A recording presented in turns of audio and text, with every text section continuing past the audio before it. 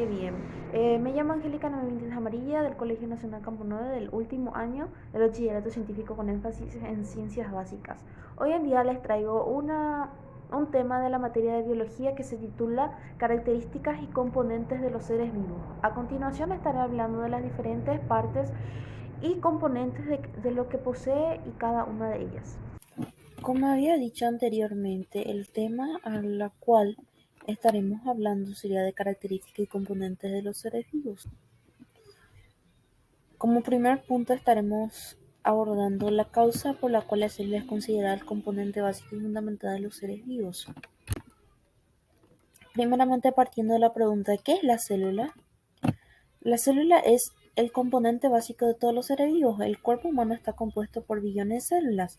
Le brindan estructura al cuerpo, absorben los nutrientes de los alimentos y convierten estos nutrientes en energía y realizan funciones especializadas.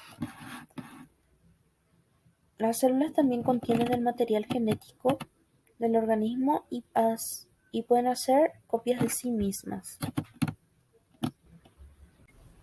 Como segundo punto a tratar tenemos el contenido de los postulados de la teoría celular, que serían tres: la unidad de estructura, unidad fisiológica y unidad de origen. ¿De qué trata la unidad de estructura? Nos dice que todos los seres vivos están compuestos por células o por secreciones de las mismas, que pueden ser de una sola célula, unicelulares, o de varias, que serían las pluricelulares. La unidad fisiológica nos dice que todas las funciones vitales giran en torno a las células o su contacto inmediato, y que también es imprescindible para la vida, que cada célula es un sistema abierto que intercambia materia y energía con su medio. Y por último, la unidad de origen, que sería que todos los seres vivos proceden de las células y que las células no surgen de manera espontánea. ¿Qué quiere decir esto? Que de la noche a la mañana no puede aparecer una célula, que sí o sí se necesita uno para que pueda preceder así a otros.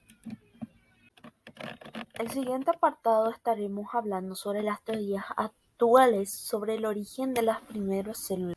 El origen de la vida es probablemente uno de los primeros problemas que el hombre se planteó cuando empezó a reflexionar sobre sus relaciones con la naturaleza. El interés del hombre por conocer el origen de los seres vivos es la parte de la lucha constante para comprender la naturaleza y por ello dominarla. La síntesis abiótica, también conocida como teoría quimio-sintética, considera varias hipótesis para explicar el origen de la vida. La primera hipótesis supone la formación de compuestos orgánicos en condiciones abióticas, es decir, la ausencia de la vida. La segunda plantea que aquellos compuestos orgánicos que se formaron en condiciones abióticas constituyeron la base que condujo a través de un proceso de evolución química al surgimiento de los primeros seres vivos. Por último, la tercera hipótesis supone que los seres vivos debieron de ser organismos heterótrofos, panspermia o mozoica. El conocimiento de las condiciones que prevalecen en otros planetas del sistema solar ha permitido revalorar la teoría del origen extraterrestre de la vida. En 1908, el investigador sueco Svante August Arrhenius propuso la hipótesis de que la vida es una cualidad eterna del universo y que se transporta en forma de esferas vivientes de un planeta a otro, a expensas de la presión que sobre ella ejerce la luz solar. La hipótesis hidrotermal considera que la profundidad de los mares brindó protección necesaria para que las formas vivientes pudieran hacer frente a las condiciones adversas reinantes de la superficie de la Tierra primitiva.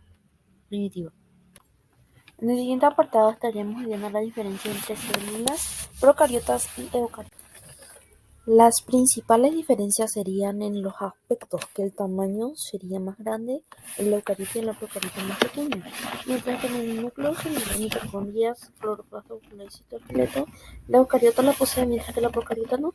El modo de vida sería organismos unicelulares y pluricelulares de la eucariota, y la procariota sería solamente el de unicelular. Mientras que la reproducción de las eucariotas sería sexual y asexual, y en la procariota sería solamente asexual.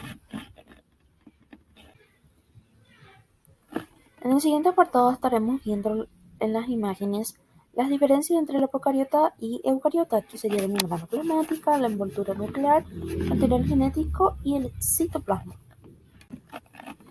Las teorías que proponen la evolución de las células procariotas y eucariotas.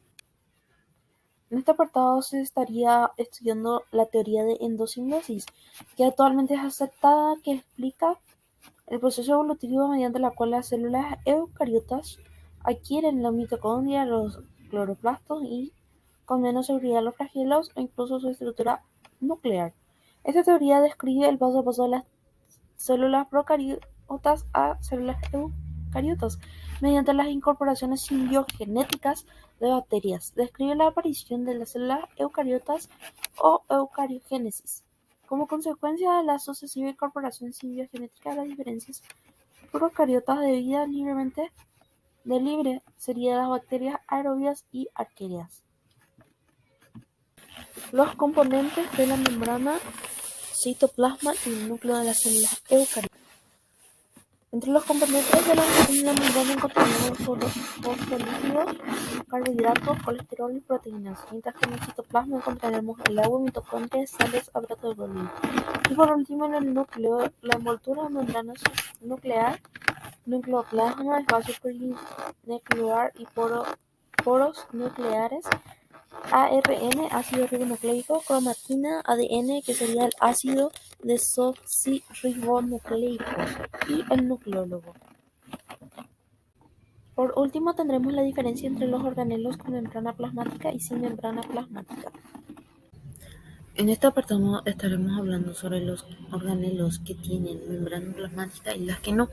Por ejemplo, el organelo sería la parte específica de una célula y los que la poseen normalmente les permite separar la función que cumplen cada uno de ellos. Por ejemplo, la mitocondria tiene la función de producir energía y el lisosoma tiene la función de producir pequeñas moléculas, mientras que las que no tienen su principal función sería la de los elementos estructurales generadores de movimiento de los cilios y flagelos, mientras que los cilios y flagelos son las estructuras que proyectan desde la célula y contienen microtúbulos y son rodeados de membrana plasmática. Espero que el video de hoy les haya servido y no olviden de compartir con sus amigos y hasta la próxima.